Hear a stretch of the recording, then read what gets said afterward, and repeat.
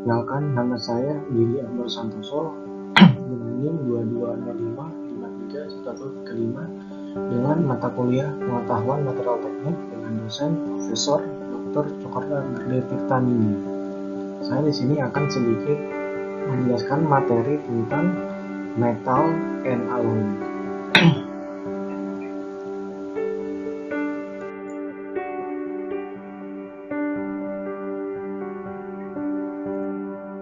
Yang pertama, paduan baja. Karakteristik sifat baja paduan secara khusus disebabkan oleh beberapa unsur tambahan dari pada karbon. Jadi meski semua polos baja karbon mengandung sejumlah mangan dan silikon dalam jumlah sedang, mereka tidak dianggap sebagai baja paduan karena fungsi utamanya dari unsur-unsur ini ditambahkan ke baja adalah menggabungkan dengan oksigen dan belerang untuk mengurangi efek berbahaya mereka.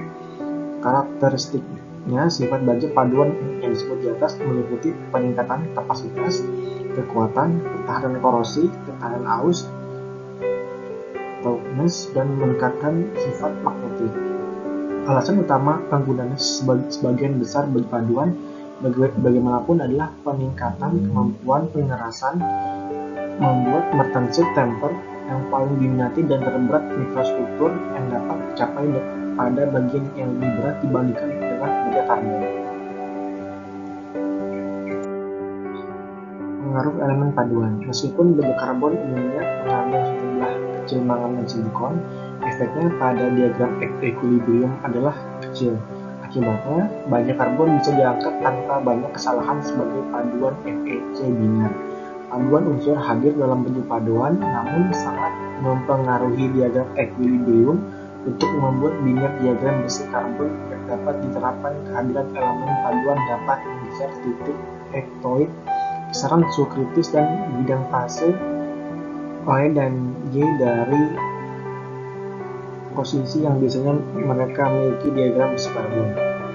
Penambahan tertentu elemen paduan, terutama molybdenum, kromium, silikon, dan titanium, menghasilkan kontraksi medan Aus-Technik murni dan keluasan bidang ferrit dalam diagram equilibrium. Elemen paduan dapat dibagi menjadi dua kelompok. Pada tabel titik 1, di bawah sesuai dengan modus distribusi mereka dalam dua fase utama baja anil, yaitu ferrit dan karbida. Baja mangan.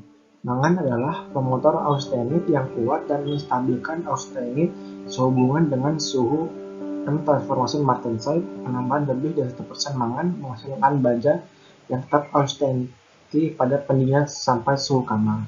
Baja khusus yang dikemas sebagai head-filled magnetic steel mengandung 10-14% mangan dan 1-1,4% karbon dan memiliki struktur austenitic.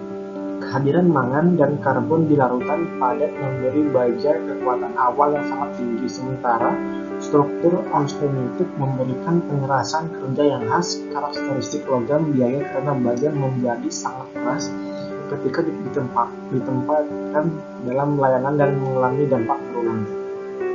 Kombinasi sifat ini membuat baja mangan austenitic bahan yang luar biasa dengan kekuatan tinggi, ductilitas tinggi, dan ketahanan yang sangat baik untuk dipakai di aplikasi yang umum ada di ember dan hidroskop listrik, mesin gerinda dan jurusan, dan rel kereta api. Baja nikel. Nikel adalah salah satu elemen terpenting yang ditambahkan pada baja. Ini memiliki kelarutan terbatas di austenit, keduanya sama, dan juga larut sampai batas tertentu 25-30%. Dalam ferrit, meningkatkan kekuatan dan ketangguhan fase ini. Nikel adalah promotor yang hebat dari austenit. Ini menurunkan suhu AB dan AI dan menghambatnya transformasi austenit menjadi perlit, sehingga menggeser kurva C ke kanan. Nikel luar biasa dalam kemampuannya untuk meningkatkan ketangguhan baja ferritik. Nikel juga membaik ketahanan panas dan ketahanan terhadap korosi.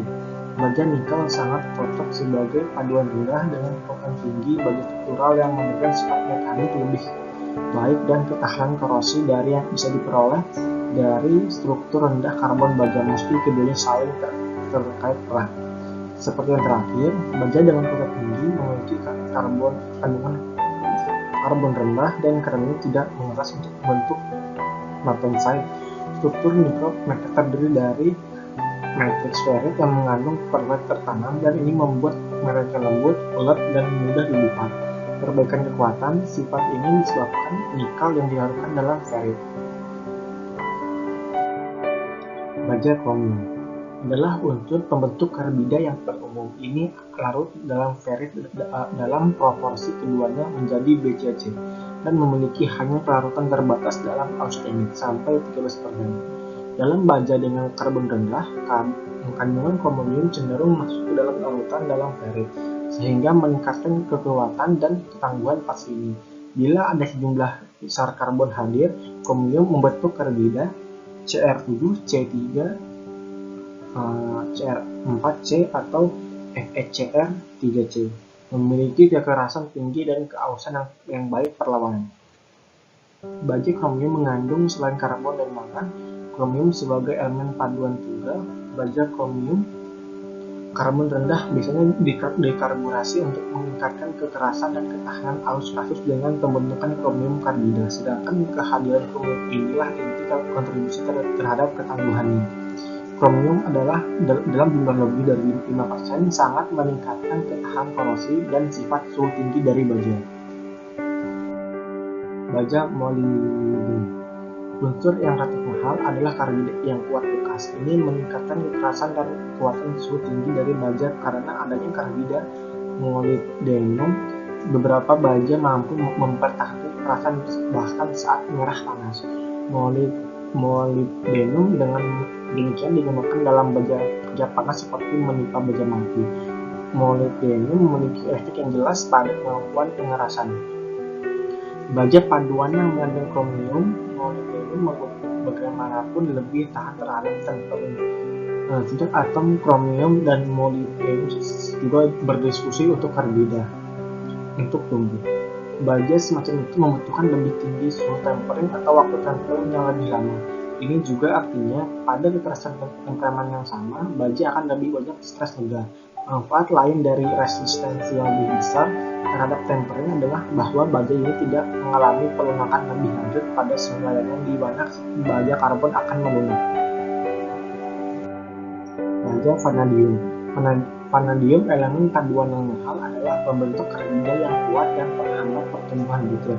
Dengan demikian, meningkatkan kondisi berbutir halus. Penambahan vanadium 0,05% menghasilkan pengecoran yang seragam dan berbutir halus. Baja paduan kromium vanadium karbon rendah 0,70 sampai 0,90% Cr dan 0,10% vanadium. Dikeraskan dan digunakan untuk poros engkol dan pin piston.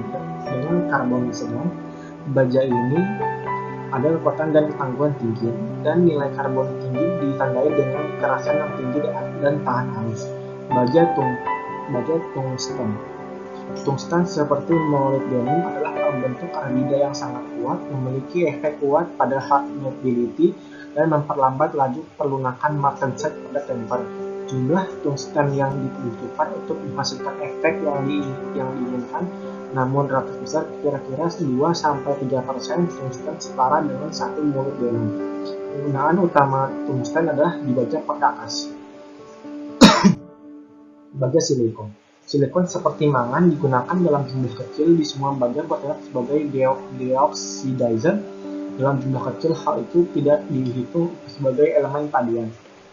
Dan hanya baja yang mengandung lebih dari silikon 0,60% disebut baja silikon. Seperti nikel, silikon tidak bekas karbida tapi larut dalam ferrit menggantikan atom besi di kisi ruang. Pembentukan torsi terdalam ini mendistorsi kisi ruang dan logam, akibatnya menunjukkan tarikan yang lebih besar, kekuatan, kerasan yang lebih tinggi, dan keulatan yang berkurang. Baja silikon mengandung 1-2% silikon, digunakan untuk bagian struktural yang membutuhkan partikel tinggi. Penambahan silikon dalam jumlah lebih besar menghasilkan baja listrik dengan daya listrik yang tinggi dan magnet yang lebih baik propertinya. Baja tahan karat. Baja stainless adalah paduan yang paling penting melawan korosi. Mereka juga cocok untuk operasi bit resisting karena mereka tahan terhadap korosi oleh oksidasi dan memiliki cukup kekuatan yang baik pada suhu 60 derajat Celcius. Ketahanan korosi dikaitkan dengan pembentukan film yang tipis, melekat dan stabil, kemudian oksida di permukaan yang secara efektif melindungi baja terhadap banyak agen korosi. Baja tahan karat terbagi menurut infrastruktur mikro pada suhu kamar menjadi 3 tipe luas, yaitu ferritic, martensite, dan austenitic. Ferritic dan baja tahan karat martensite adalah baja kromium lurus. Sedangkan baja tahan karat austenitic adalah kromium nickel stainless. Baja tahan karat martensite mengandung 11,5 sampai 18% kromium dan 0,15 sampai 2% karbon. Juga yang alat baja.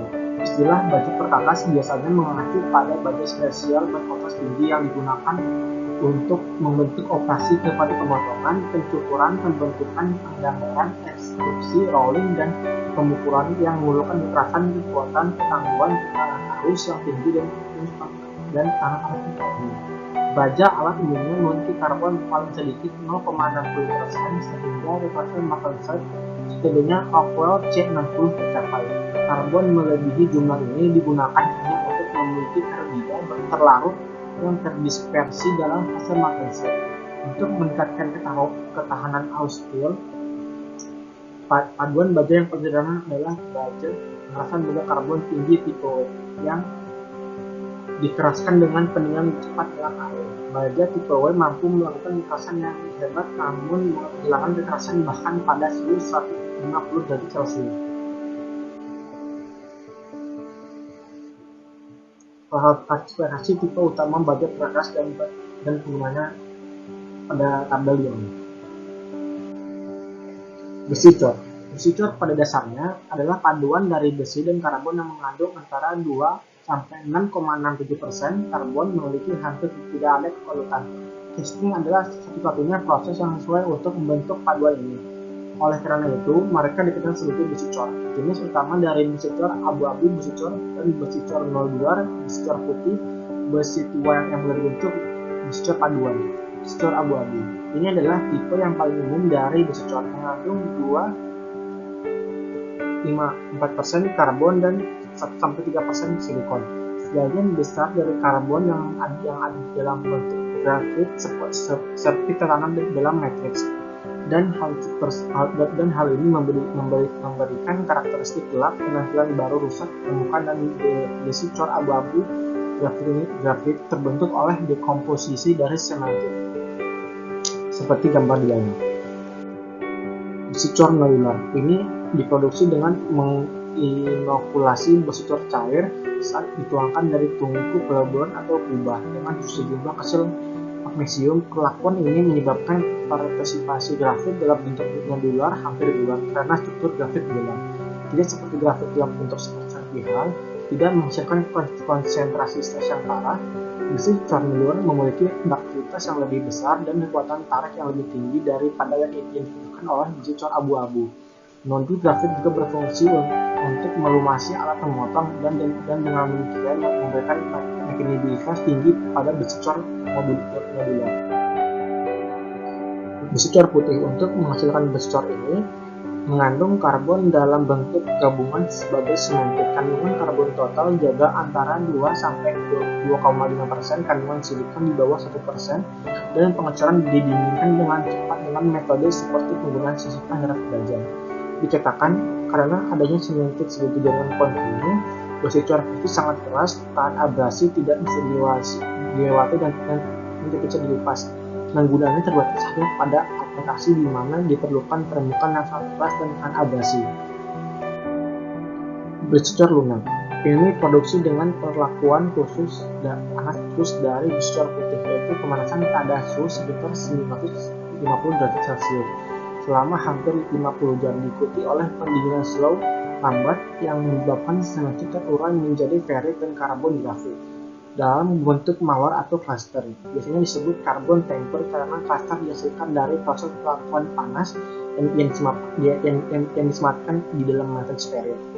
Karena struktur mikro ini, logam memiliki ductility yang jauh lebih baik atau kelenturan, dan karenanya besi bekas yang mudah dibentuk, tindakan pelumas dari cluster grafit juga memberi mekanibilitas tinggi pada besi cor yang mudah dibentuk.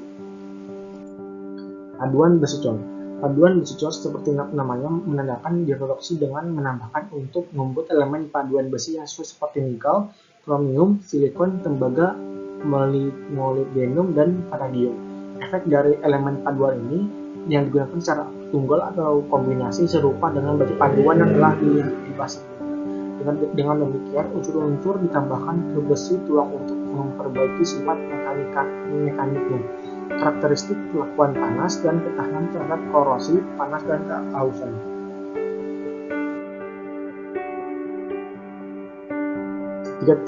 Besi tempa. Besi tempa pada dasarnya adalah bahan komposit yang terdiri dari besi dan serat dengan kemudian tinggi.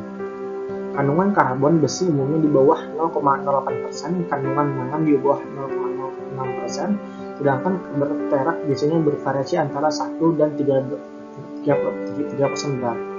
Perak ini terutama besi silikat dan memanjang sebagai struktur berserat yang tertanam dalam matriks sferik besi tempa yang digulung dan berbentuk.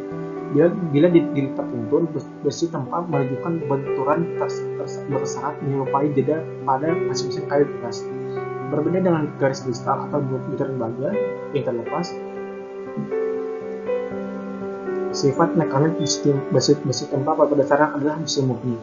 Namun, karena adanya terak berserat, kekuatan tarik dan kekuatan lebih besar pada arah longitudinal atau bergulir pada arah transayat. Ketahanan korosi besi tempa lebih tinggi daripada baja yang disebabkan oleh pembentukan film oksida awal yang tetap terpasang secara tetap ke permukaan dengan penyematan serat flat. Sekian penjelasan materi dari saya. Mohon maaf jika ada kesalahan di dalam menerangkan materi, dan mohon maaf jika adanya materi yang kurang disampaikan. Sekian, saya terima kasih.